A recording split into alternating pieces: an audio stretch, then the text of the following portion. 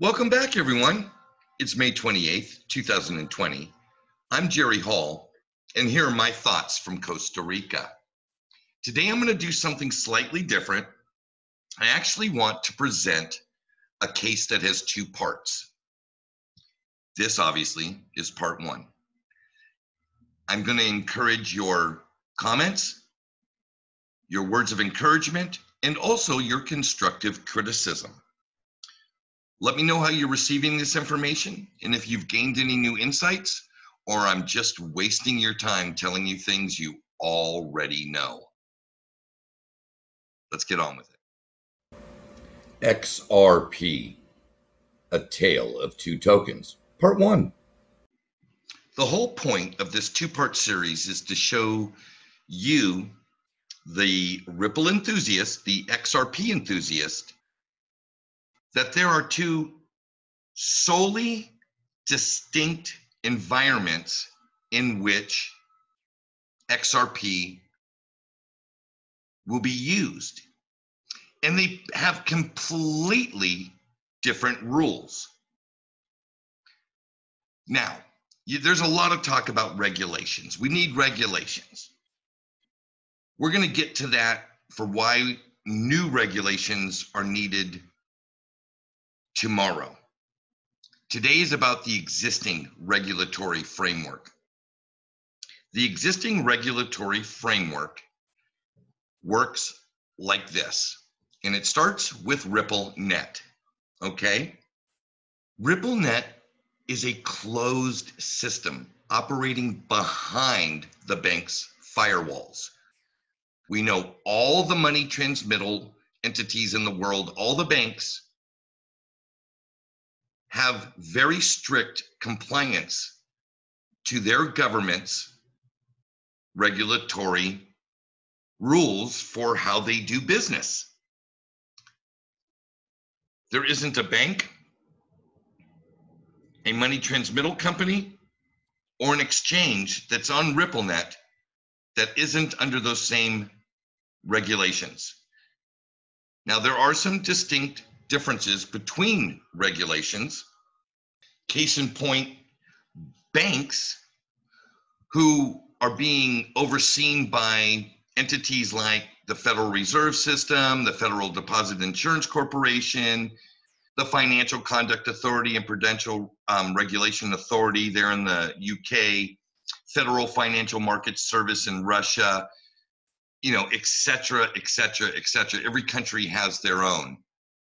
In the United States, the money transmitting companies, the MoneyGrams, et cetera, are all being regulated by the Financial Crimes Enforcement Network, which we know as FinCEN.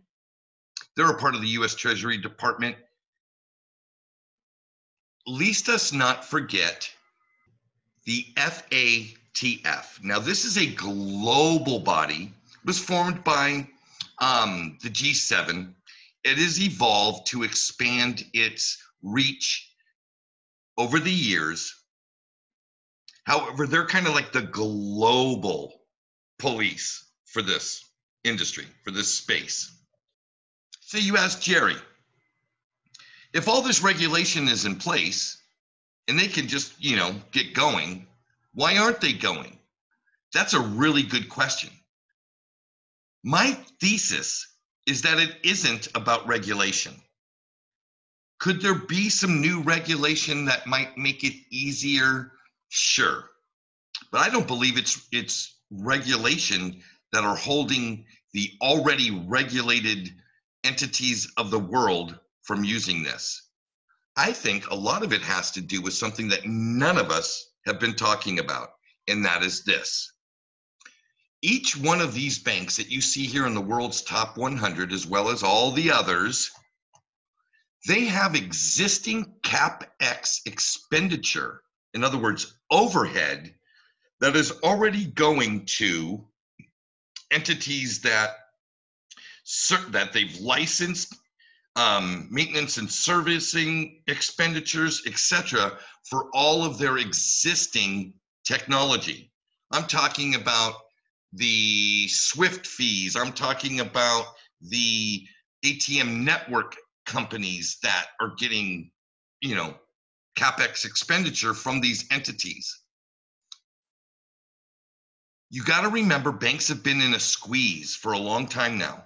When interest rates are low, banks lose a lot of money or do not generate a lot of revenue. We have to remember that these are big entities working off small margins. All you have to do is go to any country's stock exchange and look at the banking financial sector data to see year over year banks and decade over decade have been losing market share. They've been losing value. The value of their stocks are going down. Their ability to profit from their services is going down. Now that makes a case for RippleNet, but you got to remember, when you already have anywhere from 5 to 8% of your CapEx going out to service existing agreements, whether it be for licensing, whether it be for maintenance, whether it be for servicing these already existing, we'll call it plumbing infrastructure for you to be able to do what you do. It's not always an easy call to say, yeah, okay, here, Ripple, here's $1 million for us to utilize the value proposition of XRP. Now we have to somehow get the XRP. How do we get that?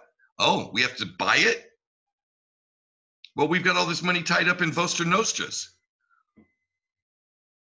Well, we all know, I did a video not too long ago, that Ripple is putting together a loan program where they will be able to lend XRP to their partners, their clients.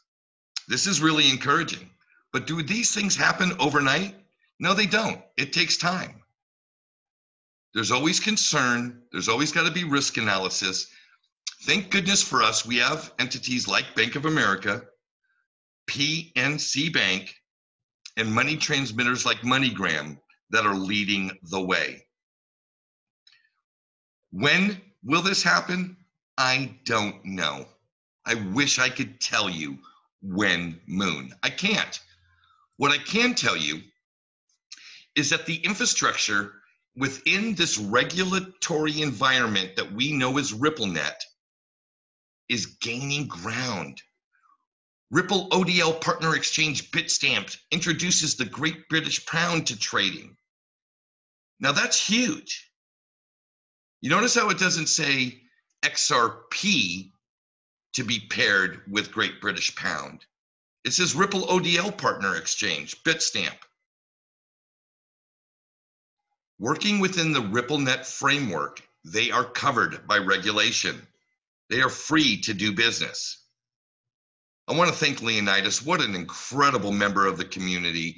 If somehow you don't know about XRP Arcade, you should.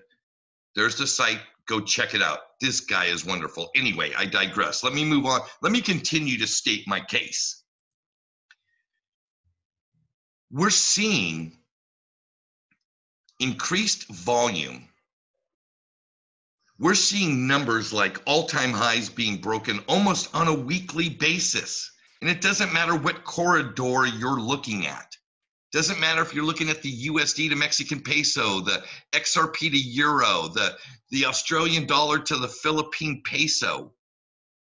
Volumes are increasing. This field is phenomenal. I bring this particular tweet up from Utility Scan for one reason and one reason only, and that is to illustrate that there are now inflows back to the US dollar that we have not seen before. All the measurement indicators, right, these metrics that we get to look at have always shown from the United States dollar to something, right? The United States dollar to Mexico, as you can see here on the screen. But how many times have you seen a euro to USD? I never have before. How about the Australian dollar to the US dollar? I haven't before. Seeing that traffic come back to the US is encouraging for me. Another step closer. And again, keep in mind, they're reporting all-time highs.